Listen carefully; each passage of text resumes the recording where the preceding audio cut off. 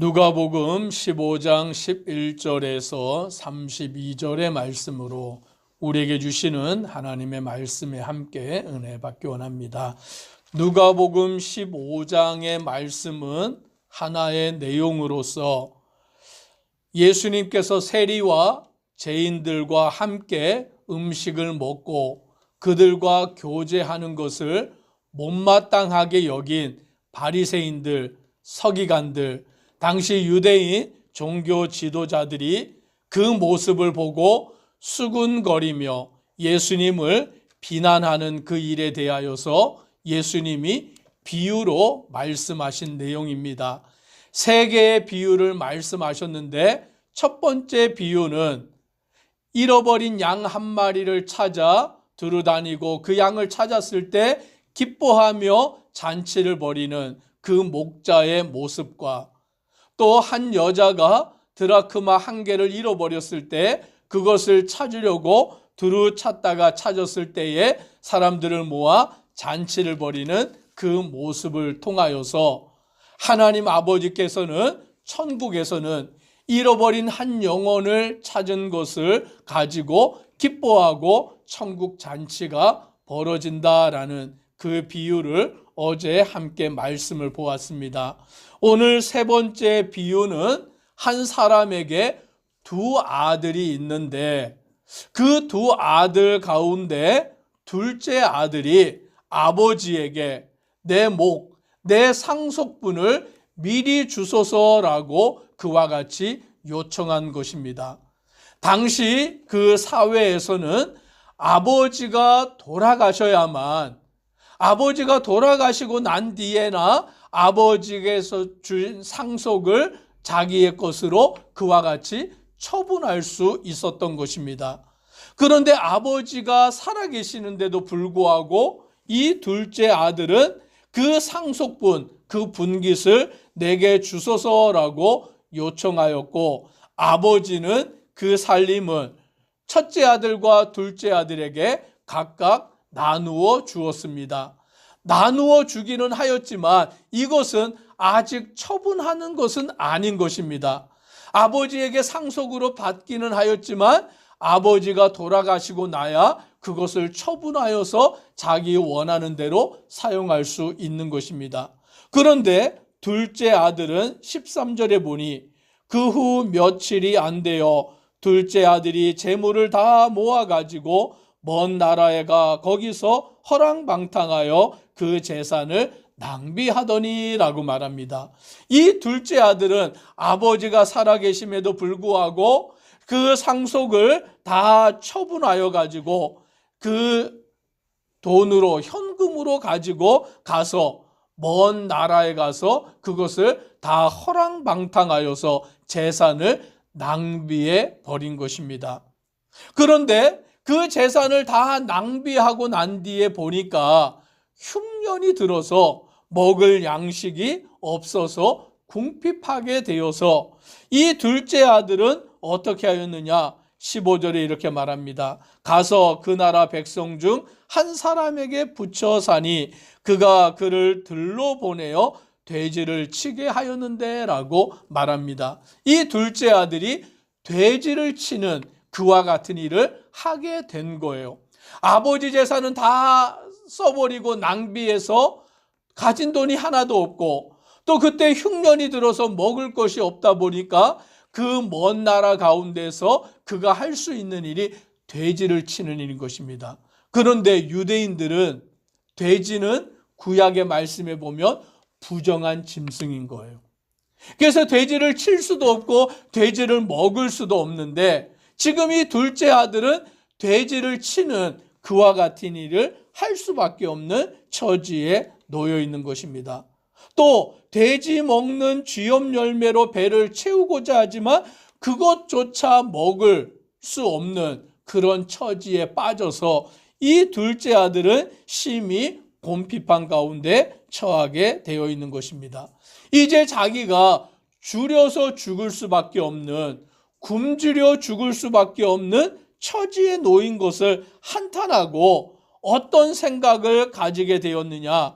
오늘 18절로 19절에 이렇게 말합니다. 같이 함께 읽겠습니다.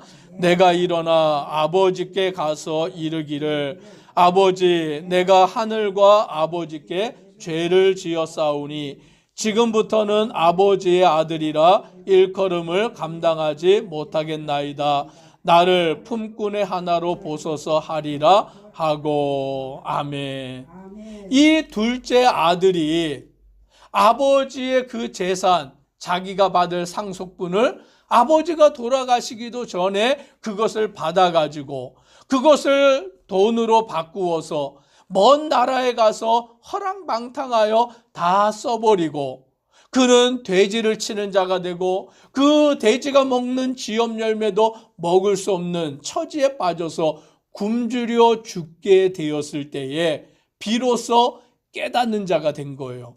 비로소 뉘우치는 자가 된 것입니다. 비로소 자기 자신을 회개하는 자가 되었습니다. 그래서 그는 내가 아버지께로 가서 아버지에게 내가 하늘과 아버지께 죄를 지었습니다라고 그와 같이 고백하겠다라고 생각하게 되는 것입니다. 죽음 직전에서 이제 굶주려 죽을 수밖에 없는 처지에서 오늘 이 둘째 아들이 회개하게 되고 아버지께 나아가서 죄를 지었습니다라고 고백하고 나를 아들로 일컬음을 감당치 못하오니 품꾼의 하나로 나를 여겨주소서라고 그와 같이 말해야 되겠다고 생각하는 자가 되고 뉘우치고 이제는 아버지께로 돌아오는 자가 되었다라고 말씀합니다. 많은 사람들이 그 어려움 가운데에서 고난과 환난 가운데서 뉘우쳐 하나님께 돌아오게 되는 것입니다. 병들어서 사업이 망해서 죽음 직전에 자기의 삶 가운데 고난 가운데서 하나님을 찾게 되고 하나님께 돌아오는 거예요. 그런데 그때도 늦지 않았다라는 것을 오늘 말씀해 주고 있습니다. 그때라도 뉘우치고 돌아와야 된다라고 오늘 하나님께서는 말씀하고 있는 것입니다. 죽기 직전에라도 오늘 정말 병들어 죽기 직전이라도 사업이 망하여 죽기 직전이라도 그때라도 뉘우치고 하나님께 돌아오는 것이 복받은 것이다 라는 것을 우리는 깨달아야 합니다. 오늘 이 둘째 아들이 그때 아버지께 돌아와 나를 아들이라고 말하지 말고 나를 품꾼의 하나로 보소서라며 아버지께 돌아오는데 20절에 이렇게 말씀합니다. 같이 함께 읽습니다. 이에 일어나서 아버지께로 돌아가니라. 아직도 거리가 먼데 아버지가 그를 보고 측은히 여겨 달려가 목을 안고 입을 맞추니. 아멘. 아버지는 어떻게 하고 있었던 것입니까? 아들을 기다리고 있었던 거예요. 아직도 거리가 먼데 그 아들이 저 멀리에서 오는 것을 본 아버지는 한 걸음에 달려가서 그를 보고 측은히 여겨 달려가 목을 안고 입을 맞추었다라고 말씀합니다. 아버지는 계속 기다리고 있었던 것이죠. 아버지의 재산을 아버지가 돌아가시기도 전에 가지고 나아가서 허랑방탕하여 다 탕진해버린 그 아들, 괘씸한데 그 아들을 정말 인연을 끊어버릴 수도 있는데 이 아버지는 그렇게 하지 아니하고 언제 돌아오나, 이제나 오나, 내일 오나 기다리면서 그 아들을 기다리고 있다가 저 멀리 돌아오는 아들을 보고는 달려가서 측은히 여기고 목을 안고 입을 맞추고 또 그 아들을 위하여서 제일 좋은 옷을 내어다가 입히고 손에 가락지를 끼우고 발에 신을 신기고 송아지를 잡아다가 잔치를 벌이는 줄 믿으시기를 바랍니다. 아멘. 오늘 하나님 아버지는 우리가 돌아오기를 기다리고 계시는 거예요. 그래서 저와 우리 성도님들이 제일 잘한 일이 있다면 그게 뭐냐면 예수님께로 나온 것인 줄 믿으시기를 바랍니다. 예수님을 믿은 것, 예수님을 나의 하나님으로 영접한 것, 그것이 우리가 이 땅에서 가장 잘한 일인 거예요. 예수님을 믿음으로 구원받은 자가 되고 예수님을 믿음으로 하나님의 자녀가 되는 그와 같은 은혜를 입은 것, 그것이 바로 우리가 가장 복을 얻은 일이다라는 것을 말씀해 주십니다. 그러므로 오늘 우리뿐만 아니라 지금 이 땅에 있는 수많은 영혼들이 아직 예수님을 알지 못하고 믿지 못하는데 오늘 그들이 예수님께로 돌아오는 것, 예수님을 믿는 것, 그리하여 그들이 하나님의 아들이 되는 것, 그것이 그들에게 가장 중요한 일인 것임을 우리는 알고 우리가 그들에게 복음을 전해야 될 줄 믿습니다. 오늘 하나님은 우리가 주님께 돌아오기를 기다리고 계시고 우리가 하나님께로 돌아올 때에 천국에서는 잔치가 벌어지는, 한 영혼이 하나님 앞에 회개하고 돌아오는 것이 온 천하보다 귀하게 여기시는 하나님의 마음을 우리가 깨달아야 되는 것입니다. 그런데 그 아버지의 마음을 깨닫지 못한 자가 있어요. 누굽니까? 맏아들인 것이죠. 오늘 맏아들이 밭에 있다가 돌아왔는데 집에 잔치가 벌어진 거예요. 풍악과 춤추는 소리가 들리는 것을 듣고는 종에게 이게 무슨 일인가 물었더니 둘째 아들이 돌아와서 아버지가 그 아들을 위해 잔치를 벌여 주었다라는 그 말을 듣고는 그 맏아들이 어떻게 하였느냐? 28절에 이렇게 말합니다. 같이 읽습니다. 그가 노하여 들어가고자 하지 아니하거늘 아버지가 나와서 권한대. 그 맏아들이 노하였다. 화가 나서 아버지의 집에 들어가지 아니하겠다라고 그와 같이 말하는 것입니다. 아버지가 나와서 권하였는데도 이 맏아들은 들어가지 않겠다. 아버지에게 뭐라고 말하느냐?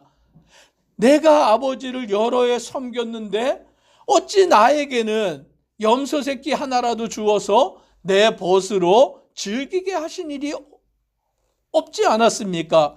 그런데 아버지의 재산을 다 탕진한 이 둘째 아들을 위해서는 이와 같이 잔치를 벌이십니까? 라며 그 일을 못마땅하게 여기고 있는 것입니다. 이 맏아들이 누구냐?